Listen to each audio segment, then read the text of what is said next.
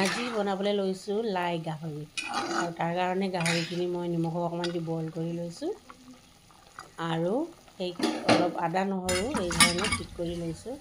এইখিনি থেতেলিয়াই ল'ম আৰু সেই একেখন কেৰাহীতে মই অকণমান তেল নিদিয়াকৈ মাংসখিনি দি দিছোঁ। যিহেতু গাহৰিত নিজা তেল বহুত ওলায় সেইটো কাৰণে মই এয়া চাওক তেল ওলালে মই মাত্ৰ নিমখ দিছোঁ, হালধি যিহেতু দিয়া নাই মই এতিয়ালৈকে।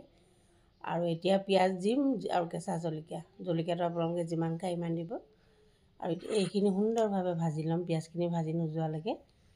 পিঁয়াজখিনি মানে পূৰা তাত মাংসৰ লগত গলি যাব লাগিব। আৰু আগৰ মোৰ লাই গাহৰি ৰেচিপি ৰাইজে বহুত মৰম দিছে, আগত কেইবাটাও ৰেচিপি। আৰু এতিয়া মনৰ ভাৱ হৈছে মানে লাই গাহৰি ৰাইজে বহুত পচন্দ কৰে। আৰু এইখিনি ভজা হ'লত এই আদা নহৰু থেতেলিয়াই লোৱাখিনি দি দিছোঁ আৰু এইখিনি সুন্দৰভাৱে ভাজি ল'ম। গতিকে এইবাৰো ৰেচিপিটো ভাল পাব বুলি আশা কৰিলোঁ। চিম্পুল ৰেচিপি, কিন্তু বহুতে আকৌ সেই গাহৰিটো খোৱাৰ ভিতৰতো গাহৰি দিলেহে ভাল পায়। এয়া মই হালধি দিলোঁ, হালধি দিয়াৰ লগে লগে ৰংটো সলনি হৈ আহিলে আৰু আদা নহৰু পিঁয়াজ জলকীয়া সকলোখিনি সুন্দৰভাৱে ভজা হৈ গ'ল। দেখাতে আপোনালোকে গম পাইছে। ইয়াত কিন্তু অলপো তেল দিয়া নাই।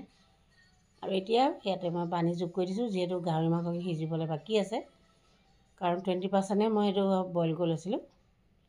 এতিয়া পানী দিয়াৰ পাছত এয়া পুনৰ মোৰ তেল ওলাব ধৰিছে। তেল ওলোৱাৰ পাছতহে কিন্তু লাই শাকখিনি দিব, কাৰণ লাই শাকতো নিজা পানী থাকে, গতিকে পানী ওলাব। সেইটো কাৰণে তেল ওলোৱাৰ পাছত দিব, তেতিয়া খাই সোৱাদ লাগে, যিহেতু লাই শাকৰ নিজা পানী থাকে। আৰু এইখিনি সুন্দৰ, আৰু লাই শাকখিনি যিহেতু কুমলীয়া হয় সিজিবও দেৰি নালাগে। এয়া হৈয়ে গ'ল, লাই শাকখিনিৰ পৰা সুন্দৰভাৱে পানী ওলালে। আৰু এই ধৰণকৈ ৰাখি দিব, তেতিয়া ইয়াৰ ৰসখিনি খায়ো ভাল লাগে।